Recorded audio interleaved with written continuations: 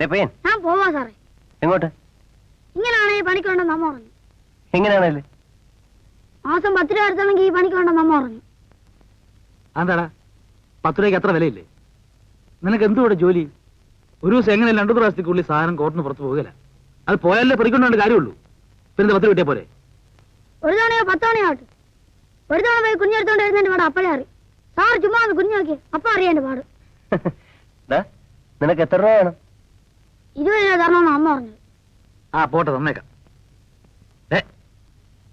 പക്ഷേ നീ ഇത്ര കുരുതിനെ കമ്മ്യൂണിസ്റ്റ് ചീത്തയാ കേട്ടോ മക്കളെ. പോ. ആ തുടങ്ങാം.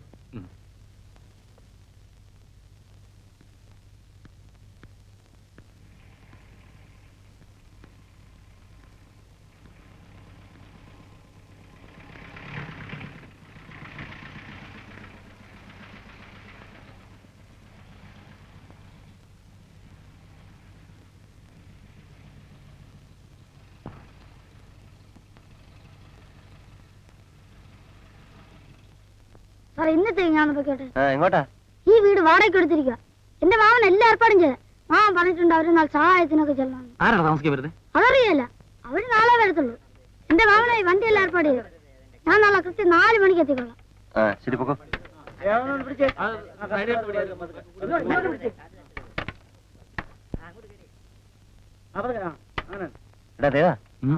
എനിക്കൊരു സംശയം.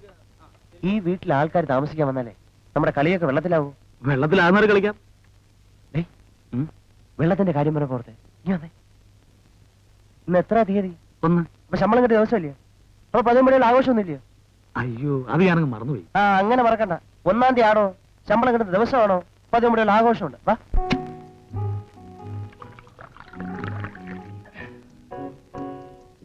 എനിക്ക് ജീവിതത്തിൽ ഒറ്റ ആഗ്രഹമുള്ളൂ. 1-ാം തീയതി ഉണ്ടെങ്കിൽ അന്ന് ശമ്പളം കിട്ടുമെങ്കിൽ എനിക്ക് ഇങ്ങനൊക്കെ തന്നെ ജീവിക്കാം. നീ എന്ത് പറയുന്നു? ഞാനില്ല. കല്യാണം കഴിയുന്നത് വരെ 1-ാം തീയതികളിൽ ഞാൻ ഉണ്ടാവും. കല്യാണം കഴിഞ്ഞാൽ പിന്നെ എന്നെ കിട്ടില്ല. അതെന്താ നീ അങ്ങനെ പറഞ്ഞത്? അതെന്നെ ഒരുപാട് നീ ഇൻസൾട്ട് ചെയ്യായിരുന്നു. കല്യാണം കഴിഞ്ഞാൽ എന്റെ സങ്കല്പത്തിൽ എനിക്കൊരു ജീവിതമുണ്ട്. ഇങ്ങനെയുള്ള സായാഹ്നങ്ങൾ എനിക്ക് എന്റെ മോളുടെ മടി തലവെച്ചങ്ങനെ കിടക്കണം. എടാ നീ ഒരു പെൺകോന്തനാണ്. ആയിക്കോട്ടെ, ചില കാര്യങ്ങളിൽ പെൺകോന്തനാകുന്ന ഒരു സുഖമാണ്.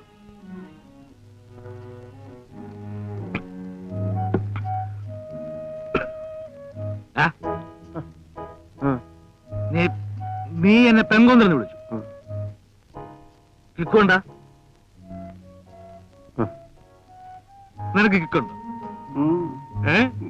നല്ല കിക്കുണ്ടോ?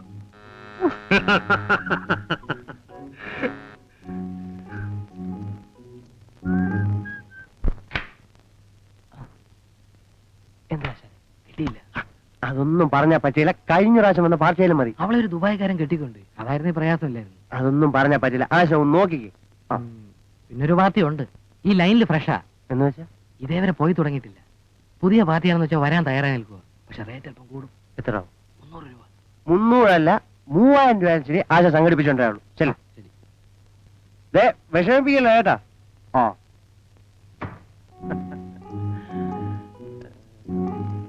ചായയിലും കാപ്പിയിലും ചോറിലും മോറിലും ഒക്കെ മായമുണ്ടെന്നാണ് വിശ്വസിക്കുന്നത്.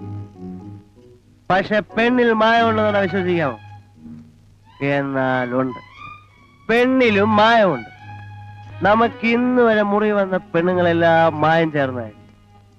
പക്ഷെ ഇന്ന് വരാൻ പോകുന്ന പെണ്ണ് ഫ്രഷാണ്. എന്ന് വെച്ചാൽ ഫ്രഷ് ലൈക്ക് ആൻ ആപ്പിൾ. നിനക്കറിയാമോ ദേവ, ഒരു ഗ്ലാസ് ചായ കഴിച്ചാൽ എനിക്ക് മതിയാവും. 2 പേർക്ക് വിസ്കി കഴിച്ചാൽ എനിക്ക് മദ്യം മതി.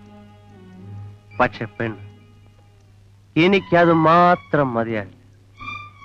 ഒന്ന് കഴിഞ്ഞാൽ അടുത്തത്, പിന്നെ വേറൊന്ന്, അങ്ങനെ 100 എന്ന സംഖ്യ ഞാൻ തയ്ക്കും. അതൊരു ത്രില്ലാണ്. എടാ നമ്മൾ ഒരു ബെറ്റ് വയ്ക്കാം. നമ്മൾ ആരാണ് ജീവിതത്തിൽ ആദ്യമായി സെഞ്ചുറി ഉണ്ടാടുന്നത്? വേണ്ട വേണ്ട, അതൊരു സിമ്പലാണ്. ആപ്പിൾ വന്നെത്തിയിട്ടുണ്ട്. എന്നെ നീ അനുഗ്രഹിക്കണം. ജീവിതത്തിൽ ആദ്യമായി സൂര്യന് താഴെ ഞാനൊരു ഫ്രഷായ പെൺകുട്ടിയെ കാണാൻ പോകും.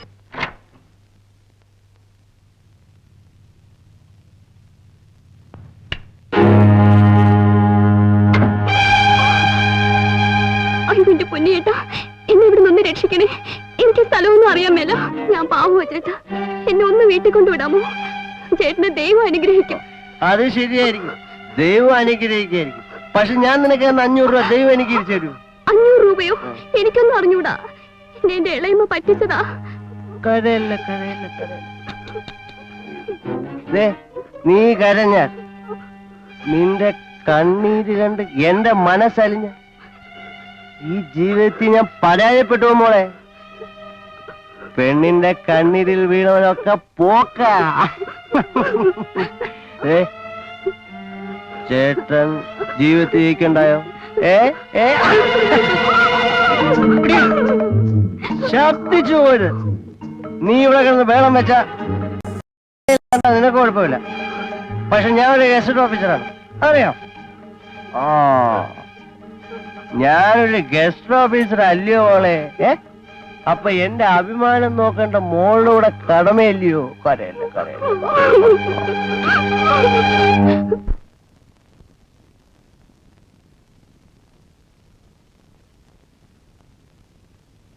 സർ, ചായ. ടിഫിൻ കുറച്ച് കഴിഞ്ഞിട്ട് പോരെ?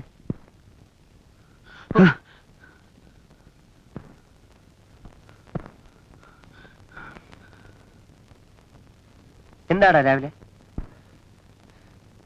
കാര്യം പറയുന്നേ? ആകെ കുഴപ്പമായി ബാബു. എന്തോന്ന് കുഴപ്പമെന്ന്?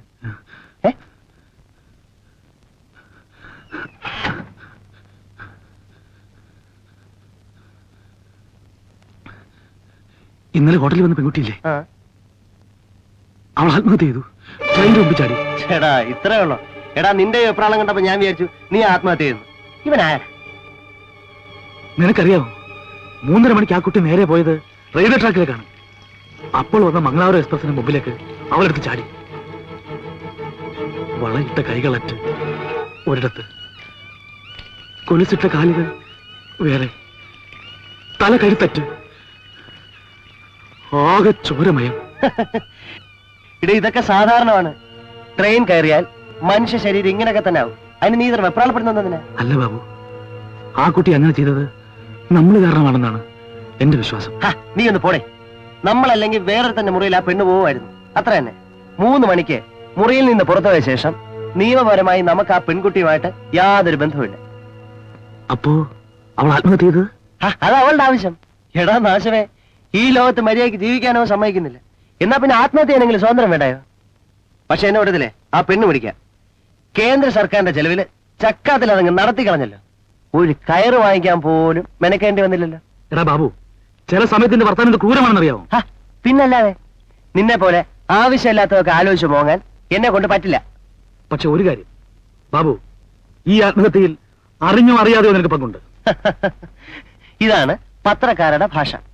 എന്താ, നിനക്ക് പങ്കില്ലേ? ഇല്ല, എനിക്ക് പങ്കില്ല. ഇന്നലെ ഞാൻ ആ മുറിയിൽ പോയി എന്നേ ഉള്ളൂ.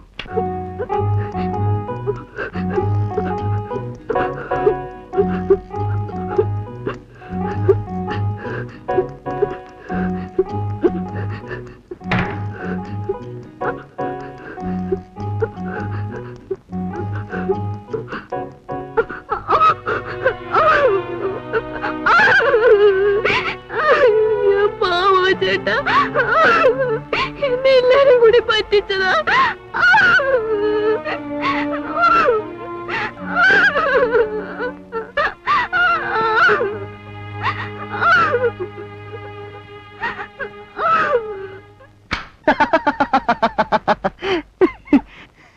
റൂമിന്റെ വാടക 150 രൂപ, പെണ്ണിനെല്ലാം കൂടെ 500 രൂപ.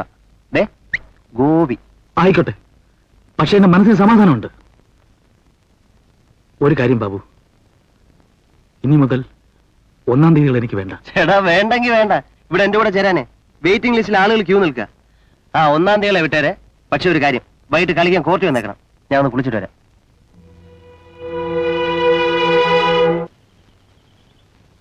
സാർ, ഇന്നത്തേക്ക് എനിക്ക് ലീവ് വേണം.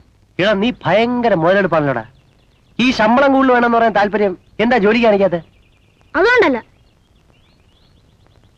സാറ് കാശ് തന്നാലില്ലേലും ഞാൻ ജോലി ബേഷായിട്ടേ ചെയ്യും. അമ്മ വല്ലപ്പോഴും സിനിമയ്ക്ക് പോകാൻ സമ്മതിക്കും. അപ്പ പോയില്ലേ പിന്നെ ചാൻസ് പോയി. അതുകൊണ്ടാ ഞാൻ നാളെ 4 മണിക്ക് എത്തിക്കോളാം. കളിക്കാം. ഇന്ന് എനിക്കൊരു മൂടില്ല. ഇപ്പോഴും എന്റെ മനസ്സിൽ ആ അറ്റ് കിടക്കുന്ന കൈയും കാലും ഒക്കെ അതുപോലെ നിൽക്കുന്നു. വളയിട്ട് ഒരു പെണ്ണിന്റെ കൈ അറ്റ് കിടക്കുന്ന കണ്ടാൽ ആർക്കാ വിഷമം തോന്നാത്തത്? എന്നാ പിന്നെ നീ എന്തിനാ പോയത്? ഞാൻ പോയത് എനിക്ക് വേണ്ടിട്ടല്ല, പത്രത്തിന് വേണ്ടി ഫോട്ടോ എടുക്കാൻ പോയതാ. എന്നാലേ പത്രപ്രവർത്തകൻ ആത്മരോധനം നടത്തിയിട്ട് കളിക്കാറങ്ങിയിട്ട് ഇന്നൊരു കൈ മതി.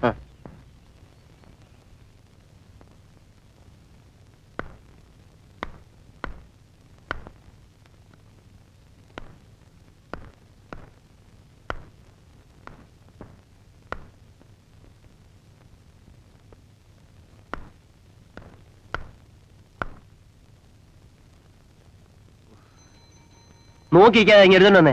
എനിക്കങ്ങ് വയ്യ, താനല്ലേ അടിച്ചു കളഞ്ഞത്. അതുകൊണ്ടല്ല, നിന്റെ അടുത്തല്ലേ മതല്ലേ, അതുകൊണ്ട് പറഞ്ഞ ചെല്ലേ. മലയാളം എന്നെ കൊണ്ട് പറ്റിയല്ല, പുതിയ താമസക്കാരാ. എനിക്ക് വയ്യ, നമുക്ക് കളി നിർത്താം. നിക്കേ കളി നിർത്താൻ പറ്റേ, ഞാൻ പോയി എടുത്തോണ്ടിരാ. ഇപ്പൊ കളിക്കണ്ടേ, എന്റെ ഒരു ആവശ്യമില്ലയോ?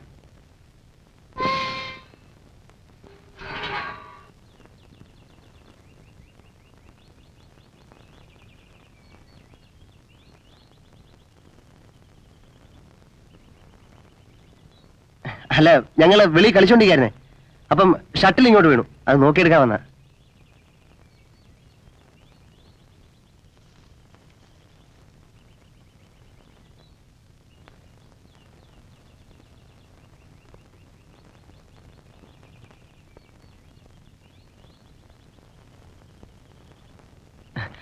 അല്ല, അവിടുന്ന് ഇങ്ങോട്ടാണ് അടിച്ചത്. അപ്പൊ ഇങ്ങനെ പോയി വീണ്, അപ്പൊ പിന്നെ ഇവിടെ തന്നെ കാണും.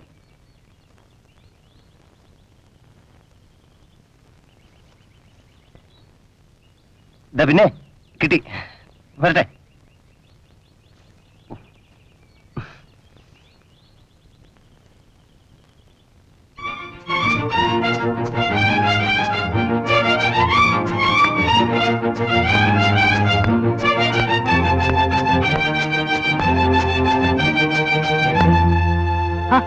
എന്താണ് ഇത് വെറുതെ ബോൾ? എടോ, താൻ വിഷമിക്കാതെ, ഞാൻ പോയി എടുത്തോണ്ട് വന്നാ പറയാ.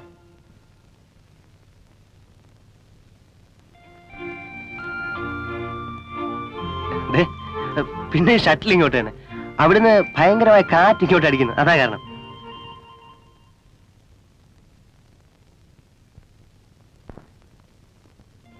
തുന്നുക അല്ലയോ? അപ്പൊ ഞാനിങ്ങനെ ഇടയ്ക്കിടയ്ക്ക് വരുന്നത് പ്രയാസവും ശ്രദ്ധ പോവും.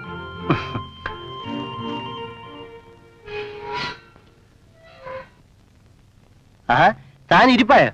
പിന്നല്ലാതെ കളിക്കുന്നതിനൊക്കെ കൂടുതൽ ഇരിക്കാനാണ് സമയം കിട്ടുന്നത്. ഇന്ന് തന്റെ കളി ഭയങ്കര ഉഴപ്പാ. ഓക്കെ, തന്റെ തോന്നല. നീരേ വാ.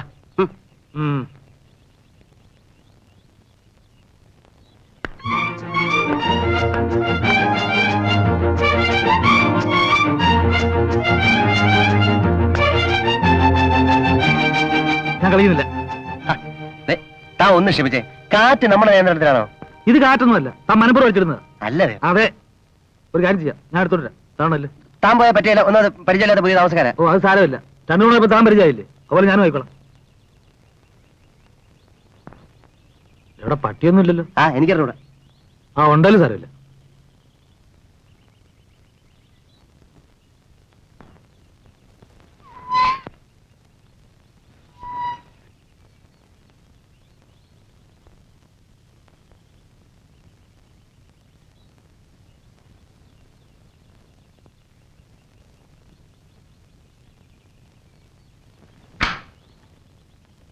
എന്താ?